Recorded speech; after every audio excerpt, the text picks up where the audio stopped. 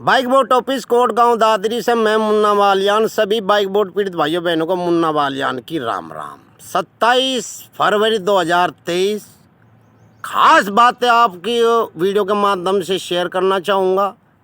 दोस्तों, जैसे कि आए दिन पीड़ित मेरे भाइयों का एक फ़ोन कॉल बहुत ज़्यादा आ रहा है कि जी 2 मार्च को कहाँ पर हम लोगों को अपने एविडेंस जमा करने।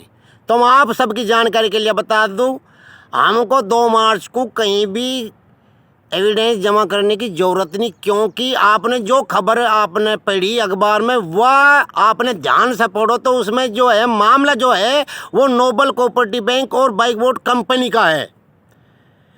नोबल कोऑपरेटिव बैंक ने हाई कोर्ट में एक मुकदमा डाल लिया और 4 करोड़ 90 लाख की देनदारी का मामला उसने डाल लिया है। अब समझने की बात यह है कि नोबल कोऑपरेटिव बैंक ये वो ही नोबल कोऑपरेटिव बैंक है जिसने जब कंपनी भागने की कगार पर थी, इसी नोबल कोऑपरेटिव बैंक के हम पीड़ित निवेशकों को 2.5 से 3 लाख चेक जारी करके हमको दिए गए थे। कौन से कानून में लिखा हुआ है कि 2.5 से 3 लाख चेक जारी करे जा एकदम, क्योंकि ये सब इलीगल कार्रवाई थी। ये अब जब आपका मामला अब सुप्रीम कोर्ट के संज्ञान में आ गया तो ये चाहे कोई नोबल कोऑपरेटिव बैंक हो चाहे XYZ कोई और हो, ये अब आपको बचाने की फिराक में लगे हुए है। हमको अपने एविडेंस अगर जमा करने या कहीं देने हैं तो अब आगे चल कर हम देंगे तो भाई देंगे, साहब आपको क्लियर बात है, वो सुप्रीम कोर्ट के समक्ष। क्यों देंगे? कारण है क्योंकि अब हम पीड़ितों की तरफ से जो जम्मू से सुरेश भट्ट जी है उन्होंने सुप्रीम कोर्ट में जो याचिका डाल ली है रिकवरी सूट की, और ध्यान से सुनिए भैया, उसमें जो जांच एजेंसी को पार्टी बनाया है वो ही एकमात्र फर्स्ट और लास्ट एकमात्र रास्ता यही बचा कि आपका ठगा पैसा इसी याचिका के माध्यम से इसी कानूनी कार्रवाई से ही मिल सकता है, अन्यथा आपको नहीं मिलेगा। उसका कारण है जिन पीड़ित भाइयों बहनों ने जो मुकदमे अलग अलग स्टेटों में डाल रखे, वे मुकदमे हमने डाल रखे अपराधियों के खिलाफ, और अपराधियों ने सुप्रीम कोर्ट के समक्ष ये साफ क्लियर कर दिया कि हमारे पास कुछ नहीं बचा देने के लिए, क्योंकि उन्होंने अपने पक्ष में ये रखा कि जो भी हमने निवेशकों के पैसे से जो चल अचल संपत्ति खरीदी थी वह सारी की सारी चल अचल संपत्ति जांच एजेंसियों ने जब्त कर ली। इससे तो यह क्लियर हो जाता है भाई कि वो पैसे से हमारे खरीदी गई। भाई मतलब बात ऐसी है, क्लियर ये बात होगी कि अगर हमको अपना ठगा पैसा लेना है, जो जांच एजेंसियों ने इनकी चल चल संपत्ति जो जब्त कर रखी वह हमारे पैसे से खरीदी गई, वह उस पर अधिकार हम लोगों का है। कोर्ट के माध्यम से पैसे की अगर रिकवरी की मैं बात करूं तो इन जांच एजेंसियों ने जो इनकी चल चल संपत्ति जब्त करी उसको नीलाम करके उस पैसे से जो रिकवरी होगी वो हमको मिल सकती है, मगर मिलेगी किन लोगों को? जो इस रिकवरी सूट में जो भट्ट साहब ने याचिका डाली है इसमें जुड़ेगा, जो अपनी मांग रखेगा पैसे की, सिर्फ उन्हीं लोगों को मिल सकती है। ये ध्यान रखना, ये मेन चीज हम आपको बता रहा।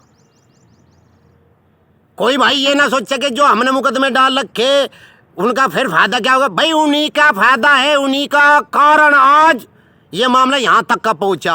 अगर हम इनके खिलाफ मुकदमे ना डालते अपराधियों के तो ये जेल के अंदर ना जाते और ये सुप्रीम कोर्ट के समक्ष भी नहीं जाते, क्योंकि आपने हर स्टेट में अलग अलग थानों में इनके खिलाफ जो मुकदमे डाले उन्हीं के कारण ये सुप्रीम कोर्ट की शरण में गए रिलीफ लेने के लिए। तो ये मत समझना कि हमने जो मुकदमे डाले थे उनका कोई फायदा नहीं, जब इसी याचिका तक जुड़ के पैसा मिला।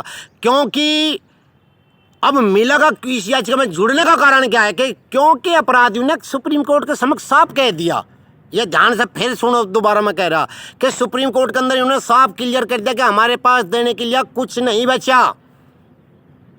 जो था वो सब कुछ जांच एजेंसियों ने जब्त कर लिया। और भट्ट साहब ने, मैं पुनः फिर दोबारा बता रहा आप लोगों को कि भट्ट साहब ने जो याचिका डाली है उसमें जो पार्टी बना है वो जांच एजेंसी को बना है, जिनके पास इन अपराधियों की द्वारा खरीदी गई चल अचल संपत्ति जो उन्होंने बनाई थी हमारे पैसे से, उन जांच एजेंसियों को पार्टी बना और रिकवरी सूट डाला और पैसे की मांग रखी। तो दोस्तों, अगर आप लोगों को अपना ठगा पैसा लेना है तो 12 मार्च दिन रविवार bike boat office Kotgaon Dadri, जहां पर 1 जून 2019 से आपका धरना अनिश्चितकाल जारी है, यहां पर इकट्ठा हो रहे देश भर के हर कोने से पीड़ित आ रहा, और जिसको जरूरत है वो पीड़ित भाई आ रहा, जिसको नहीं जरूरत है जबरदस्ती किसी की साथ नहीं, स्वतंत्र रहो आप लोग। मगर इतना चैलेंज के साथ कह सकता हूं कि 100% इस याचिका के माध्यम से आपका ठगा पैसा मिलेगा। और इतना भी चैलेंज के साथ कह सकता हूं कि इससे अलग कोई रास्ता कानून में नहीं है अब जो आपका ठगा पैसा आपको दिला दे। अधिक जानकारी के लिए भाई लोग मेरे से जो है भट्ट साहब का नंबर मांगे, तो मैं आज फिर, पहले भी मैंने वीडियो में डाला था मगर आज पुनः फिर आपको बता रहा, आप फोन कॉल कर सकते हो। 7 भट्ट साहब का जो नंबर है वो मैं बताने जा रहा हूं कि 7006242338। दोस्तों, एकमात्र रास्ता, फर्स्ट और लास्ट यही है। जिसको जरूरत है वो 12 मार्च दिन रविवार को यहां पर आ सकता है।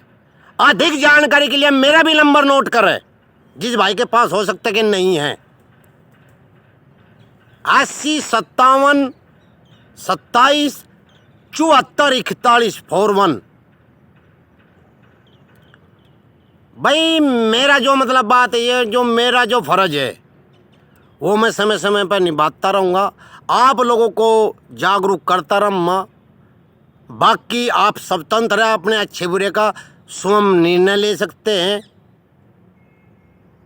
पर मुझे इतना पता कि सुप्रीम कोर्ट सर्वोपरि होती है।